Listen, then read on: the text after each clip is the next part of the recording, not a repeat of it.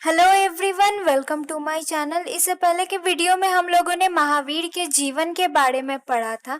इस वीडियो में हम लोग उनके टीचिंग्स और जैनिज्म का स्प्रेड जो है वो कहाँ तक हुआ था वो पढ़ने वाले हैं। तो जैनिज्म के 3 प्रिंसिपल्स हैं और उन 3 प्रिंसिपल्स को त्रिरत्नाज या फिर 3 जेम्स भी कहते हैं। पहला है राइट फेथ, सच्ची आस्था या फिर विश्वास। दूसरा है राइट नॉलेज, सच्चा ज्ञान। तीसरा है राइट कंडक्ट यानी कि सही आचरण।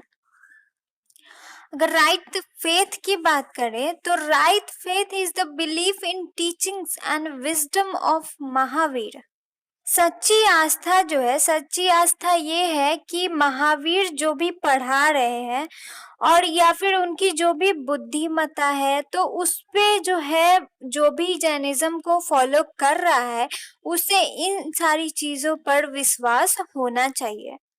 दूसरा है right knowledge is the acceptance of the theory that there is no God and the world has been existing without a creator and that all objects possess a soul। सच्चा ज्ञान यह accept करने में है, इस थियोरी को accept करने में है कि यहाँ कोई भगवान नहीं है और ये जो पृथ्वी है वो बिना किसी क्रिएटर के है, बिना किसी रचयिता के है, एग्जिस्ट कर रही है और जितने भी वस्तु हैं उन सब में सोल है, मतलब उन सब में आत्मा है।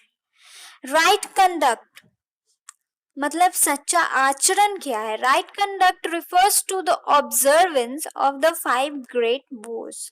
तो राइट कंडक्ट ये 5 ग्रेट वोज हैं, 5 प्रतिज्ञाएं हैं जिन्हें सही से पालन करना ही सच्चा आचरण बताया गया है। पहला है नॉट टू इंजर लाइफ, किसी भी सूरत में किसी का भी अपना जीवन या फिर किसी के भी जीवन को कष्ट नहीं पहुंचाना। दूसरा है नॉट टू लाई, झूठ नहीं बोलना। तीसरा नॉट टू स्टील, चोरी नहीं करना। नॉट टू एक्वायर प्रॉपर्टी, किसी भी तरह के प्रॉपर्टी पर आपका अधिकार नहीं होना चाहिए या फिर अधिकार नहीं करना, अपने पे भी किसी दूसरे पे भी किसी चीज पे आपका अधिकार नहीं, आप सारे बंधनों से मुक्त हैं। फिफ्थ है not to lead immoral life, अनैतिक जीवन ना जीना। और ये जो है वो महावीर के टीचिंग्स है। अब ये टीचिंग्स जो है वो किसके किसके लिए है अभी वो हम लोग पढ़ेंगे। Both clergy and laymen had to strictly follow the doctrines of ahimsa. Clergy मतलब जो पुरोहित हैं या फिर पुरोहित वर्ग के जो भी लोग हैं, और लेमैन यानी कि जो साधारण इंसान है, उन सभी को ये अहिंसा के जो भी सिद्धांत हैं उन्हें इनको स्ट्रिक्टली फॉलो करना होगा। और महावीर जो हैं उन्होंने वेदर इट्स लिविंग और नॉन लिविंग, उन्होंने हर चीज में सोल, उन्होंने बताया है कि हर वस्तु में सोल है, हर वस्तु में आत्मा है और उनमें मतलब कॉन्सियसनेस होती है, उनमें चेतना होती है और सारे ऑब्जेक्ट जो हैं उनमें लाइफ भी होती है और उन्हें दर्द भी महसूस होता है जब वो घायल होते हैं। Mahavir rejected the authority of Vedas and objected to the Vedic rituals। उन्होंने वेदास को भी रिजेक्ट किया और उनके जो रिचुअल्स थे उन पे भी ऑब्जेक्शन लगाया और उन्होंने बहुत ही पवित्र और नैतिक जीवन का जो है उसकी उसकी चर्चा की है, उसके बारे में बताया है। एक बहुत ही पवित्र और नैतिक जीवन के बारे में लोगों को बताया।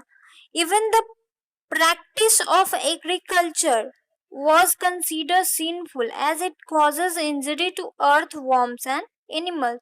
और यहाँ तक कि जो एग्रीकल्चर होता है उसे भी पाप माना जाता था, क्योंकि जब हम लोग एग्रीकल्चर करते हैं तो खेत को पूरी जब प्रिपेयर करना होता है तो उस समय जितने भी वर्म्स होते हैं, मिट्टी में जितने भी कीड़े मकोड़े या फिर छोटे छोटे जो जानवर होते हैं उन्हें कष्ट पहुंचता है, उन्हें वो घायल हो जाते हैं। तो इस तरह से एग्रीकल्चर को भी उन्होंने सिंफुल बताया।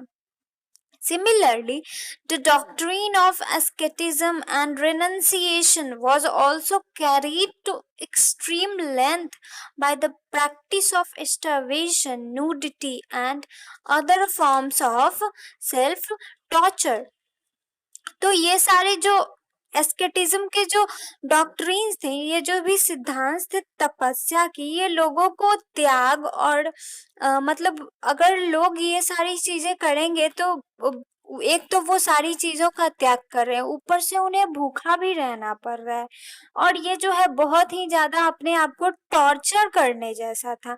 जैसा कि आप लोग देख रहे हैं कि एग्रीकल्चर को भी उन्होंने सिंफुल बताया था, तो ये एक तरह से भूखे मरना या फिर सेल्फ टॉर्चर जैसा हो गया था। अगर लोग एग्रीकल्चर नहीं करेंगे तो वो खाएंगे क्या? स्प्रेड ऑफ जैनिज्म, जैनिज्म का प्रचार प्रसार जो है वो, जैनिज्म जो है वो बेसिकली कहाँ तक फैल चुका था?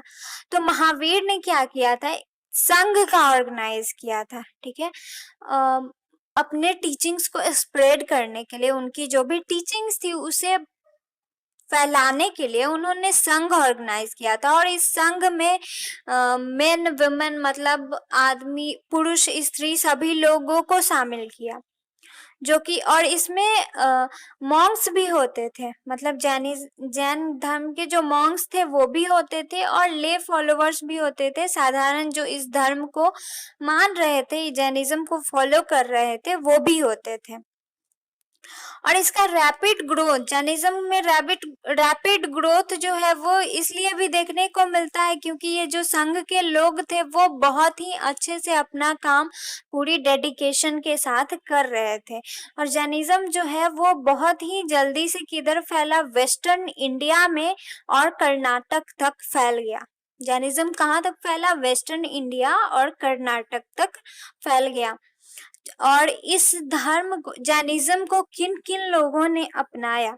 Chandragupta Maurya, Kharavela of Kalinga and the royal dynasties of South India such as the Gangas, the Kadambas, the Chalukyas and the Rashtrakutas patronized Jainism।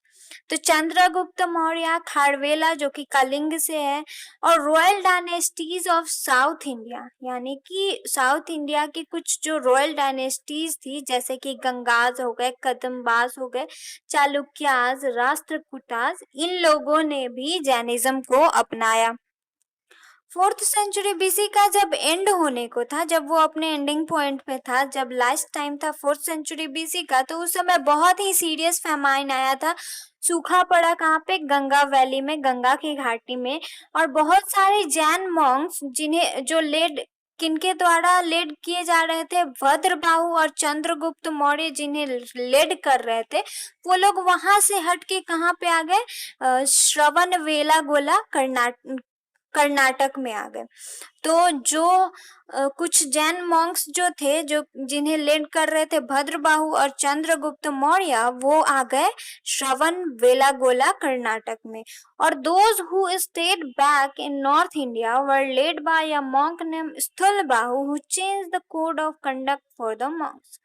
और जो कुछ बच गए थे वहां पे, जो पीछे रह गए थे, जिन्हें वो एक मॉन्क थे जिनका नाम था स्थूलबाहु, उन लोगों को जो है वो स्थूलबाहु लेड कर रहे थे। उन्होंने तो स्थूलबाहु ने क्या किया था, उनके रहने सहने का जो भी आचरण था, जो भी तरीका था, उसे ही पूरी तरह से चेंज कर दिया था। और इस कारण क्या हुआ, इस कारण जैनिज्म का डिवीजन जो है वो 2 सेक्ट्स में हो गया।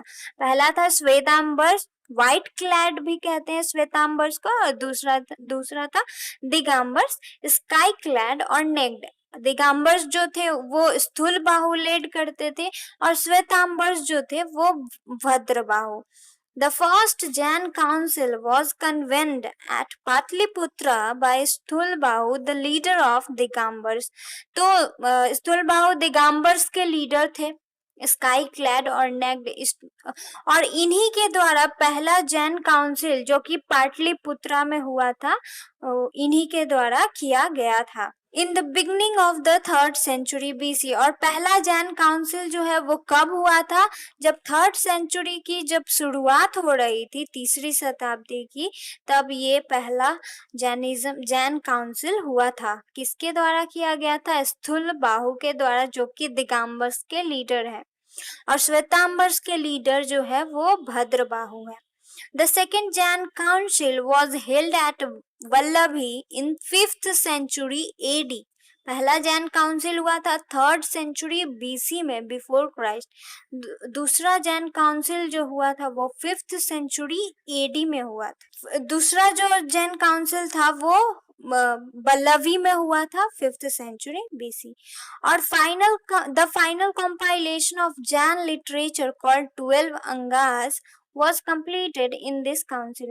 और जैन लिटरेचर जो है, जैसे 12 अंग आप लोगों ने सुना होगा, तो 12 अंगास जो थे इसका फाइनल कंपाइलेशन जो था वो इसी काउंसिल में किया गया था। इसी काउंसिल में ये पूरी तरह से तैयार हो गया था, 12 अंगाज, जो कि जैन लिटरेचर है। तो यहाँ पे हम लोग का जैनिज्म जो टॉपिक है वो खत्म होता है। अगले वीडियो में हम लोग बुद्धिज्म स्टार्ट करेंगे। अगर आपको ये वीडियो अच्छा लगा तो लाइक करें, और अगर अभी तक आपने मेरे चैनल को सब्सक्राइब नहीं किया है तो प्लीज सब्सक्राइब करें। जय हिंद, जय भारत।